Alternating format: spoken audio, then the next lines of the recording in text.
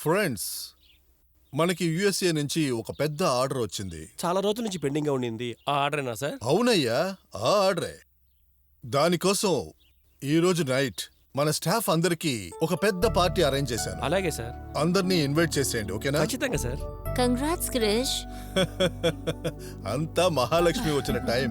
అన్నీ మంచే జరుగుతున్నాయి. కానివ్వండి క్రిష్, కానివ్వండి. నేనేం చేయలేదే. మహా